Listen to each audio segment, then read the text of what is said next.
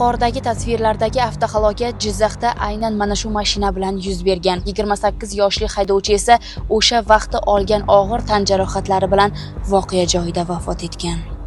Ushbu yo'l transport hodisasi Jizzax viloyati Sharof Rashid tumani hududidan o'tgan xalqaro ahamiyatga ega M39 avtomobil yo'lining 980-kilometrida ertalabki tong vaqti, ya'ni 6:00 soat taxminan 6:40-6:50 lar atrofida sodir etilgan.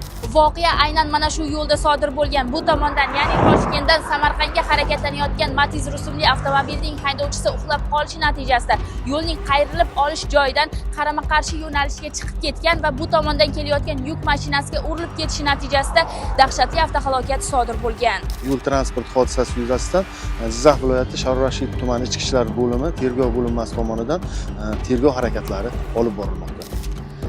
Yuqoridagi hodisaning tasodifiy ishtirokchisiga aylangan ushbu yuk mashinasiga ham anchagina shikast yetganligi ko'rinib turibdi. Shu o'rinda uzoq yo'lga otlangan haydovchilarimizga yanada hushyorlikni oshirib harakatlanishlarini va charchoqlik alomatlarini sezganda darhol dam olishlarini so'rab qolamiz. Unutmang, yo'l xatoni kechirmaydi.